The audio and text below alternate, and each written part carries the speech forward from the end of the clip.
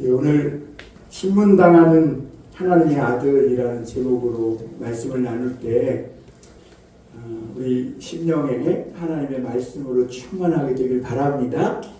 세상의 영이 사라지고 하나님의 성령으로 충만해 주시길 바랍니다. 전에 어떤 고위 공무원이 목매어 자살을 한 사건이 조금 시간이 된 일이긴 하지만 우리나라에서 있었습니다.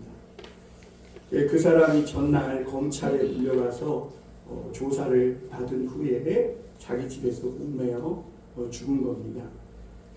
그러니까 그 사람이 일평생 고위직 공무원으로 정말 자기 나름대로는 청렴결백하게 이렇게 살아왔다고 생각했는데 정권이 바뀌면서 애매한 그런 죄를 뒤집어 쓰고 검찰에 가서 이렇게 신문을 받으면서 아주 굴욕적인 그런 대우를 받았나 봐요. 막 그 서류 같은 걸로 막 머리를 맞고 이렇게 막 무릎 꿇게 시키고 그랬다고 그러는 것 같아요. 그러니까 그분이 그 굴욕감을 견디지 못하고 다음날 자살했던 것이죠. 여러분, 신문은 누가 당합니까? 범죄자가 또는 범죄가 있을 용의자가 신문을 당하는 거예요. 그런데 오늘 예수님은 아무 죄 없으신 하나님의 아들이 오히려 그 하나님의 아들이라는 이유로 잡혀서 신문을 당하시는 것을 우리가 볼 수 있습니다. 우리가 오늘 이러한 예수님의 모습을 보면서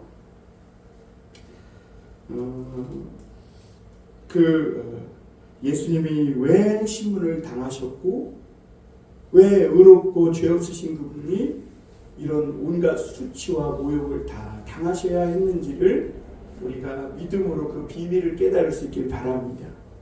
그리고 그것이 다 나를 위해서 그런 것이고 또 오늘 예수님을 믿는 저와 여러분들을 위해서 당하신 모욕이고 또 수치라는 것을 기억하시면서 여러분, 세상에서 그 영적인 비밀을 깨닫고 어떤 상황에서든지 죄책감 또 상처 아픔들 다 떨쳐버리고 주님을 믿고 승리할 수 있는 저와 여러분이 되실 수 있기를 주님의 이름으로 축원합니다.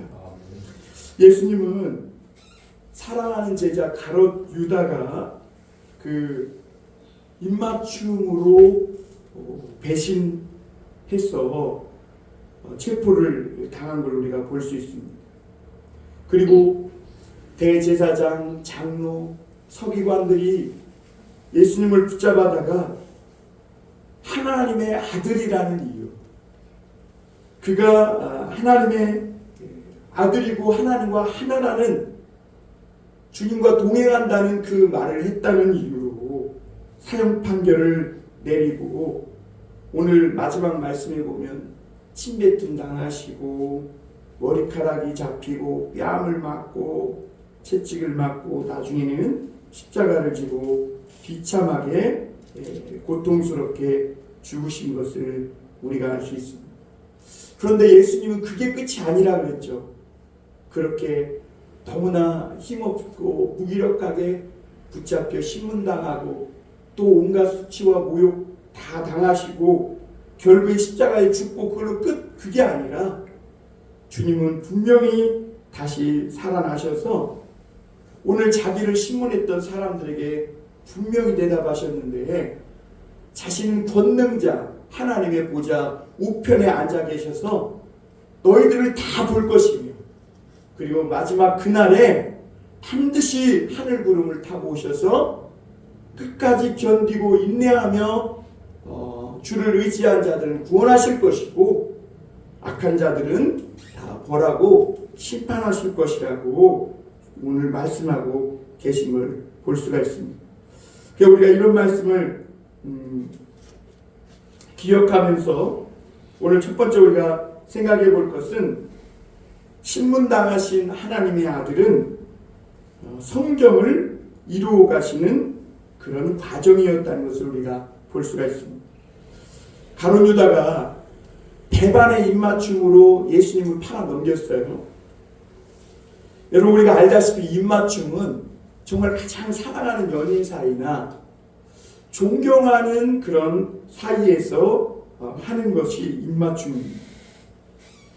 그런데 여러분 가룟 유다는 그런 가장 이 가까운 인사의 표시인 입맞춤으로 예수님을 팔아 넘긴 것을 우리가 볼 수 있습니다. 우리 43절 다시 한번 보겠습니다.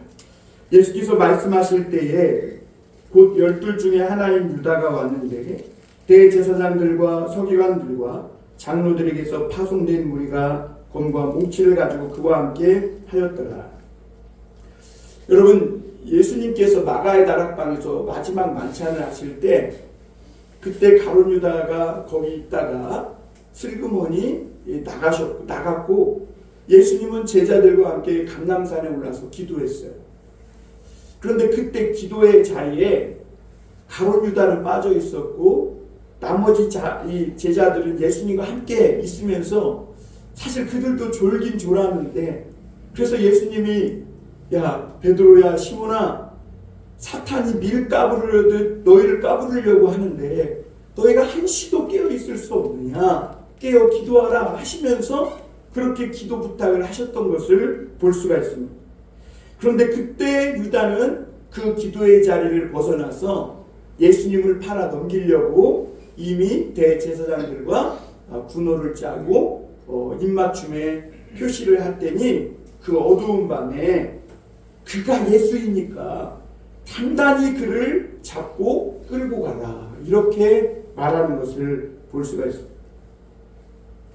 여러분 예루살렘은요 명절이라서 이미 사람들로 인산인해였습니다. 그러니까 예수님을 찾기가 어려워요. 그리고 예수님은 지금 감람산에 제자들과 기도하러 올라가셨기 때문에 그 당시에 예수님을 찾는다는 건 거의 불가능합니다. 그런데 그 감람산에 제자들과 예수님이 모이는 장소를 가룟 유다도 알고 있었어요. 그래서 가룟 유다는 오늘 기도하러 가지 않고 밖으로 나가서 대제사장이 보낸 사람들과 함께 있으면서 검과 뭉치로 예수님을 잡으러 왔다. 이렇게 말씀하고 있음을 보게 됩니다.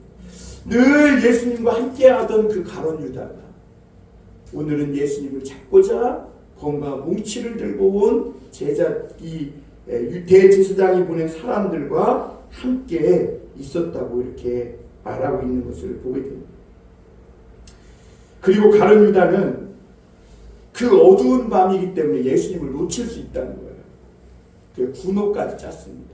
고구마 그러면 그 사람이 딱 예수님이다. 그러면서 입맞춤을 할 테니까 그를 단단히 붙잡고 가라. 저는 이 말씀을 읽으면서 참으로 이해가 안 됐습니다. 예수님이 하나님의 아들이 아니라고 해도 그냥 일반 평범한 그런 흠 많고 그런 사람이라 할지라도 어떻게 3년 반 동안 예수님하고 동고동락했는데 그것도 그냥 예수님이 잡히는 그날에 자기는 어디 멀리 간 것도 아니고 검과 뭉치로 있는 사람들하고 함께 있으면서 예수를 잡아서 단단히 끌고 가라. 어떻게 이럴 수 있느냐.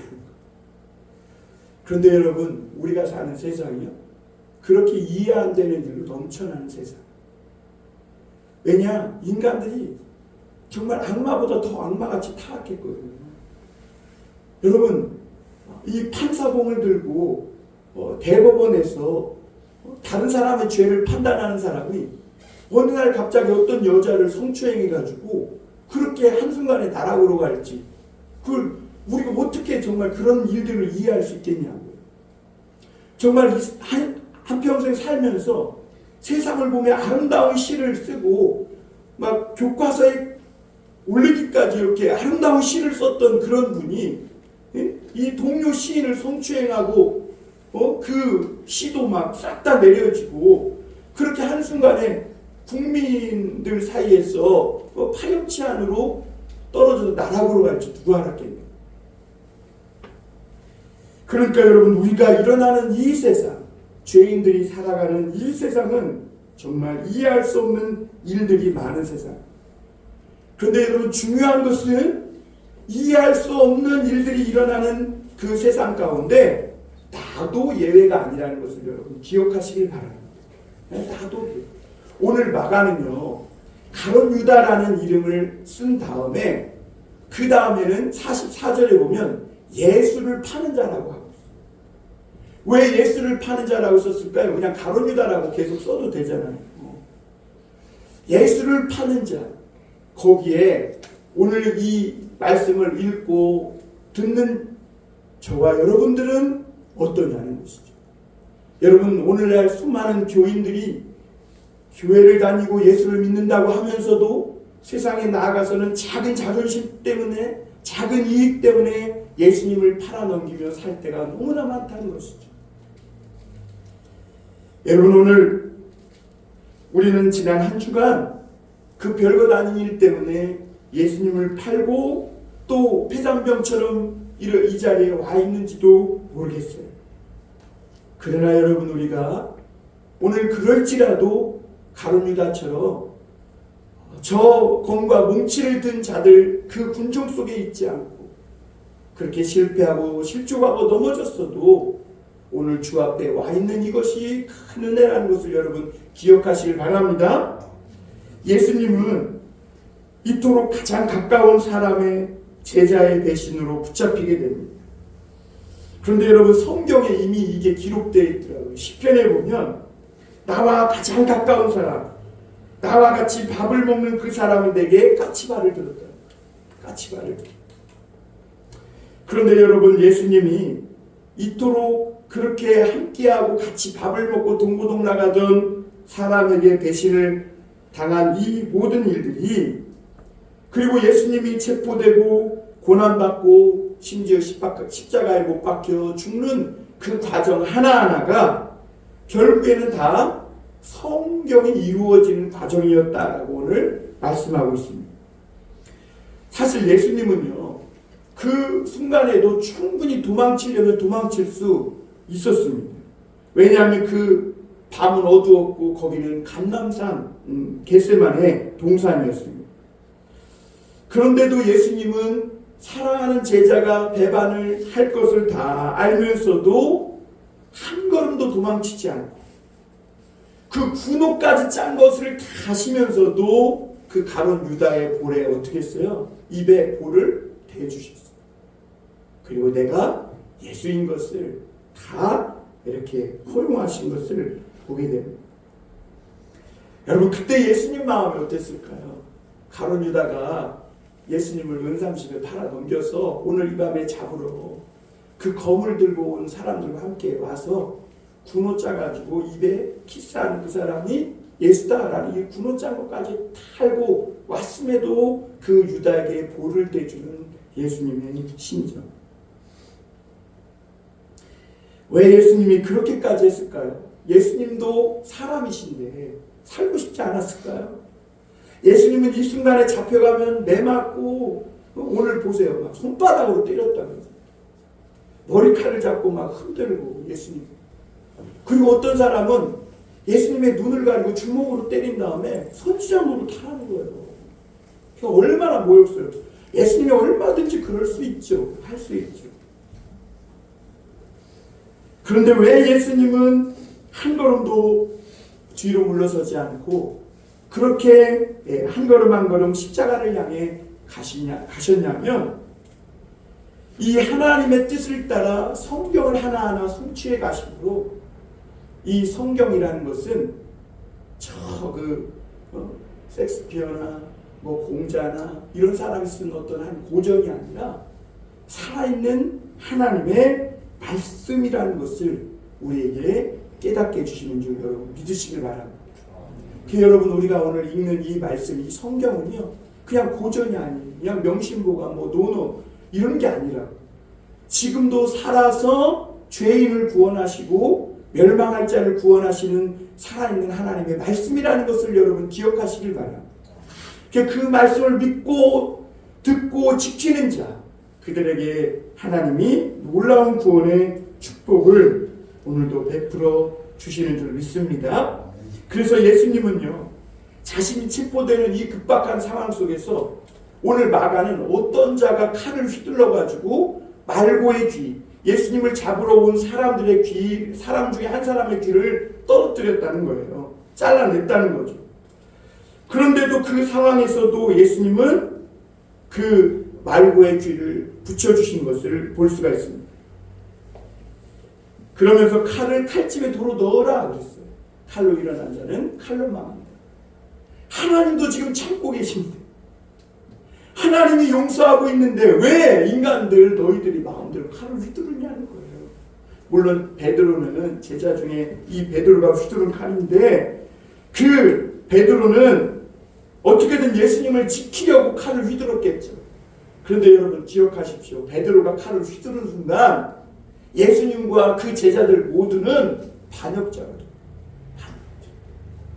그래서 예수님은 칼을 도로 칼집에 넣어라. 왜냐하면 하나님 그 아들 예수 그리스도가 지금 세우려는 나라는 그런 나라가 아니에요.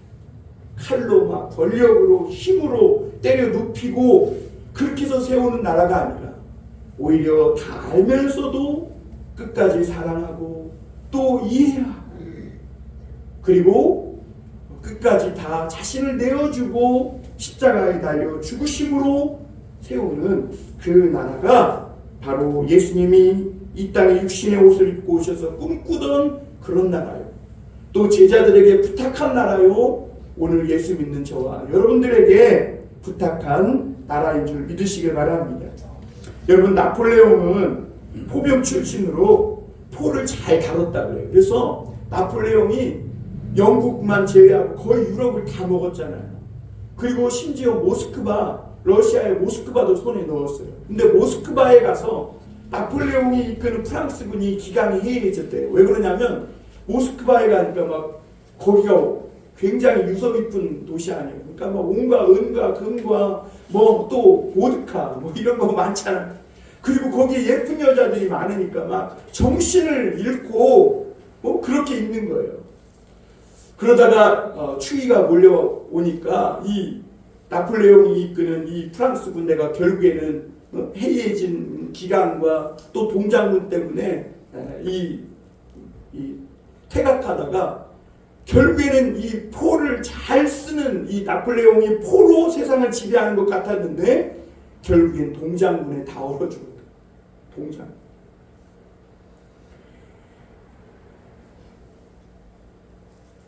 세상의 영웅들을 보면 다 칼과 권력을 휘두른 자였지만 사실은 칼을 더 큰 칼을 불렀을 뿐만 아니라 서로가 망할 뿐이고 오늘 우리 기도하시는 분이 그 전쟁에 대해서 기도했지만 여러분 전쟁에는 승리자가 없어요.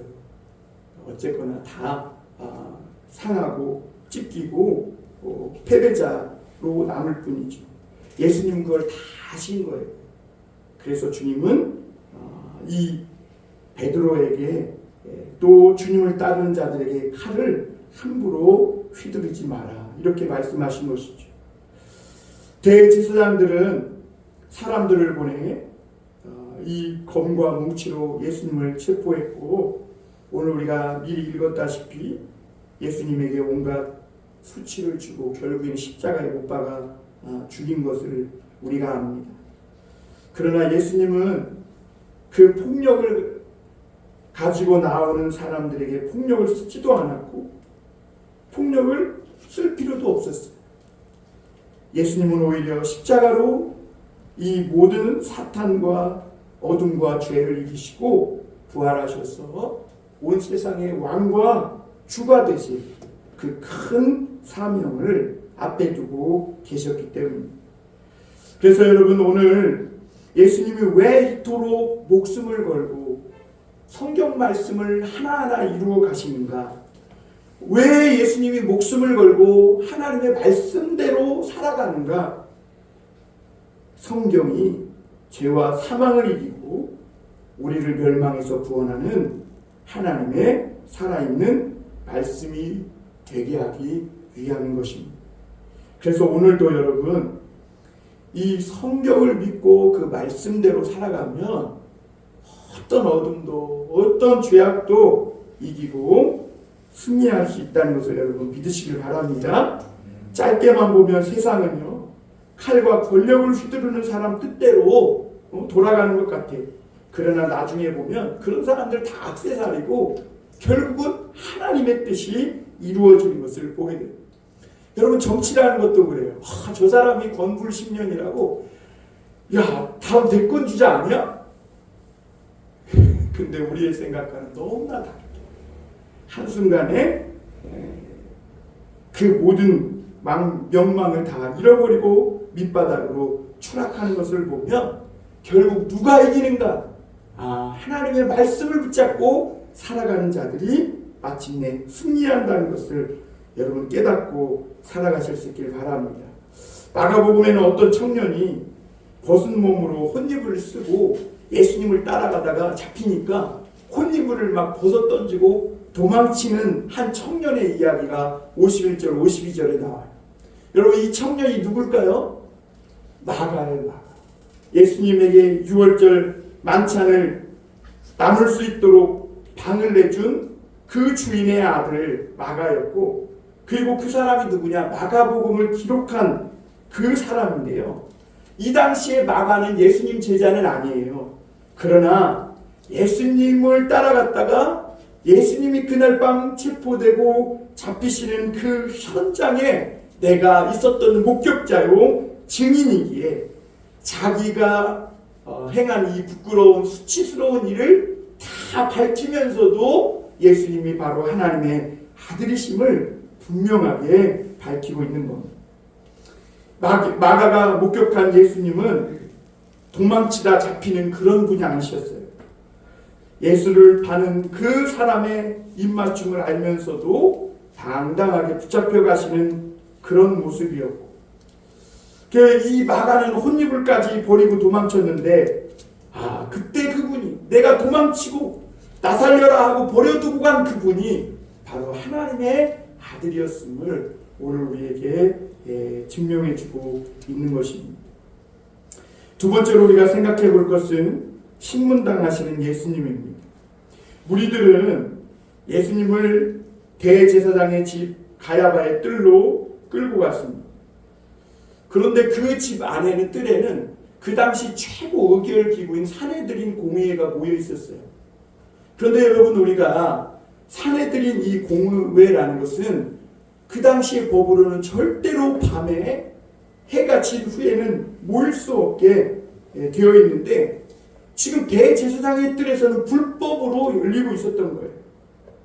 그리고 저녁부터 막 새벽까지 그 긴 시간 동안 예수님을 신문하고 또 신문하는 거예요.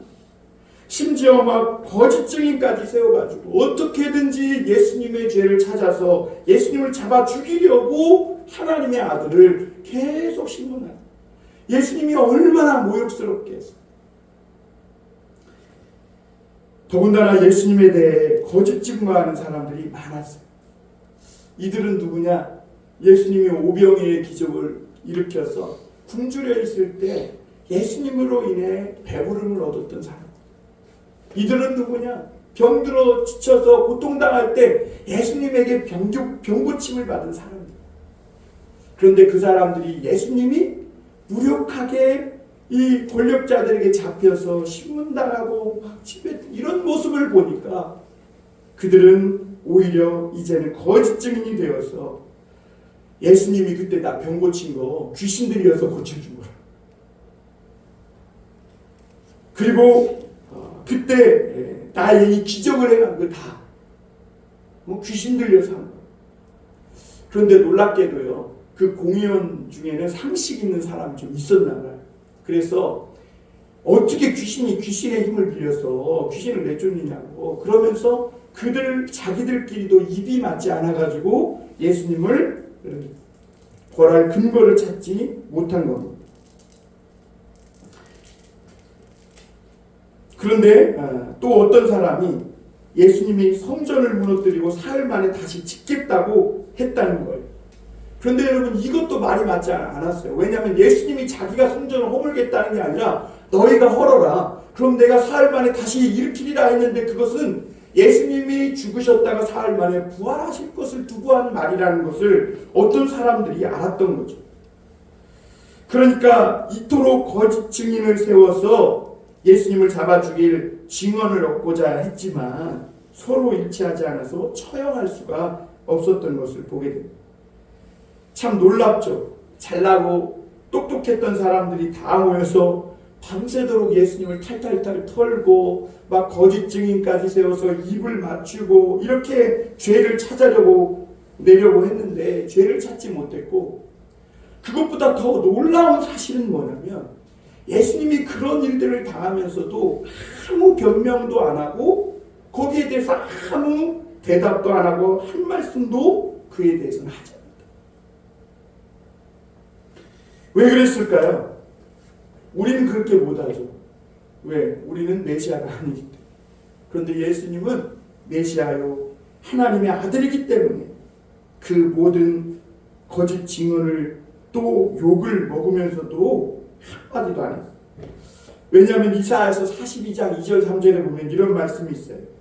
그는 외치지 아니하며 목소리를 높이지 아니하며 그 소리를 거리에 들리게 하지 아니하며 상한 갈대를 꺾지 아니하며 꺼져가는 등불을 끄지 아니하고 진실로 정의를 시행할 것입니다.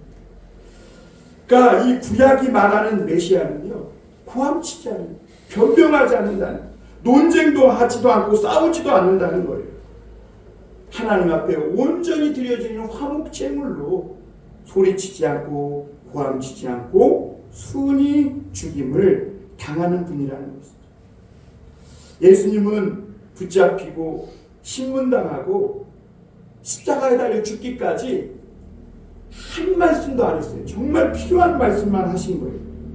왜냐하면 우리를 위해 하나님께 드려지는 희생 제물이었기 때문에. 여러분, 우리도 예수 믿는 사람으로 하나님 앞에 아름다운 제물로 우리 자신이 드려지려면 세상에 할 말 많아요. 누군가에게 할 말 많아요. 그런데 그 할 말 할수록 마이너스더라.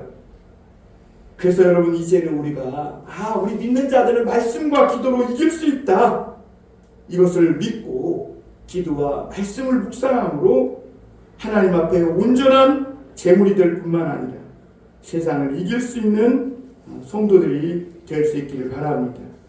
대제사장은 욕하고 거짓 증언하는데도 예수님이 아무 말이 없는 이 모습을 보자 신기하고, 자 보라고, 너를 따르던 사람들이 너에 대해서 막 쳐서 욕하고 거짓 증거하지 않느냐는 거예요. 예수님을 보면서 이 예수가 실성한 건지 생각이 없는 건지 자포자기한 건지. 그러다 대제사장이 예수님께 아주 중요한 질문을 오늘 60절 61절에서 드리는 것을 보게 됩니다. 한번 같이 보실까요? 이 말씀은 우리 한번 같이 보겠습니다. 한번 같이 읽어볼까요? 시작. 대제사장이 가운데 일어서서 예수에게 물어 이르되 너는 아무 대답도 없느냐? 이 사람들이 너를 치는 증거가 어떠하냐 하되 침묵하고 아무 대답도 아니하시거늘 대제사장이 다시 물어 이르되 내가 찬송받을 이의 아들 그리스도냐? 이렇게 묻습니다. 여러분, 예수님이요, 대제사장이 내가 찬송받으리가 누구예요? 하나님이잖아요. 하나님의 아들이냐 물으셨을 때 예수님이 지금까지 그랬듯이 그냥 아무 말 안 하고 그냥 입 다물고 딱 있으면 돼요. 그러면 예수님은 절대 죽을 수가 없어요. 그런데 이상하게도 지금까지 아무 말씀도 없던 예수님이 뭐 거짓 증언하고 욕하고 뭐 이래도 아무 말도 없던 이 예수님이 이 물음에 대해서만큼은 분명하게 말씀하시는 것을 우리 62절에서 볼 수 있습니다. 우리 이 말씀도 한번 같이 읽어보겠습니다. 62절입니다. 시작. 예수께서 이르시되 내가 그니라. 인자가 권능자의 우편에 앉은 것과 하늘 구름을 타고 오는 것을 너희가 보리라 하시니. 예수님이 그냥 입 다물고 있으면 되는데 내가 그니라. 여러분, 우리는 내가 잘못한 일로 끌려가서 이 추궁을 당해도 내가 그니라 이러기 어렵죠. 어떻게든지 발뺌하고 합리화하고 내가 아니라고. 그런데 예수님은 반대로 욕하고 거짓 증언한 이 일에 대해서는 다 맞고, 또 내가 하나님의 아들 그리스도냐 묻는 이 진실한 말에 대해서는 내가 그다 이렇게 말하는 것 같습니다. 사랑하는 성도 여러분, 세상은요 거짓이 이길 것 같지만 진실이, 진리가 이기는 줄 믿으시길 바랍니다. 당장 손해가 있고 억울하고 힘들지만 진실 앞에서 내가 손해를 볼지라도 내가 그니라라고 대답할 줄 압니다. 하나님은 반드시 그 진실을 드러내시고 거짓과 어둠을 벌하시고 승리하게 하시는 줄 믿으시길 바랍니다. 그런데 이 말을 듣자마자 상황은 그렇지 못했어요. 대제사장이 막 옷을 찢으면서 신성모독하는 말을 들었다고 더 이상 무슨 증언이 필요하냐고, 그러면서 당신들의 생각은 어떠냐고 막 선동하고 호도하기 시작합니다. 그러자 무리들은 전부가 예수를 사형에 처해야 된다 이렇게 정죄를 합니다. 그리고 어떤 사람은 침을 뱉습니다. 눈을 가리고 주먹으로 치며 손자 노릇하라고 합니다. 조롱합니다. 심지어 오늘 종들은 손바닥으로 칩니다. 왜 그랬을까요? 종들은 맨날 자기가 손바닥으로 맞았거든. 그러니까 그 화풀이를 지금 예수님께 다 하고 있는 거예요.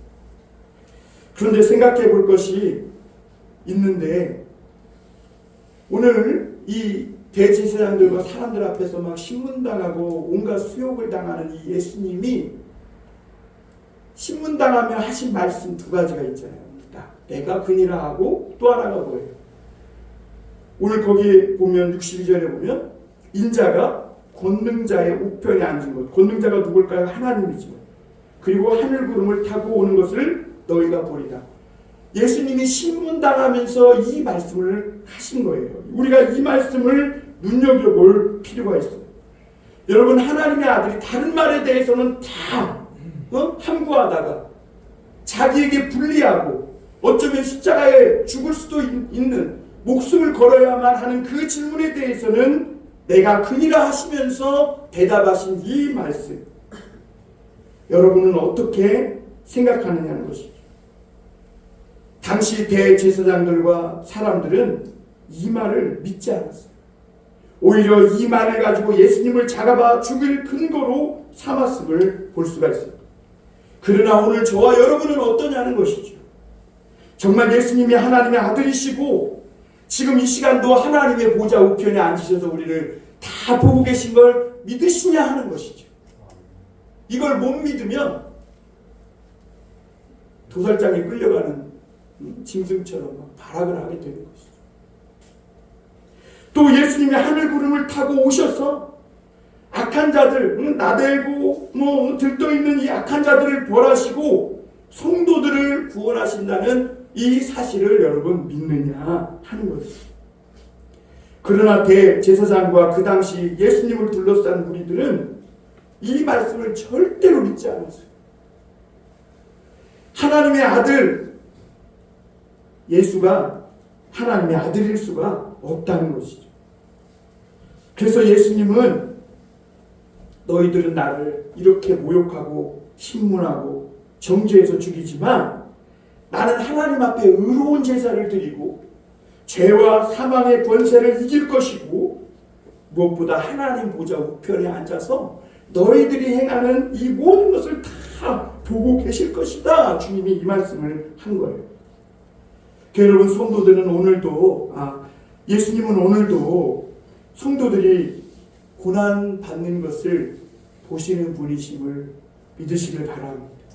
악한 자들이 날뛰고 악한 자들이 막 거짓 증언하고 치고 막 억울하게 하고 그 모든 것들을 주님이 다 보시고 시편 2편에 보면 철장을 가지고 이 악한 자들을 막 장단지 깨뜨리듯이 막 깨부수러 오실 것이라 주님이 말씀하신 이것을 믿으실 수 있기를 바랍니다.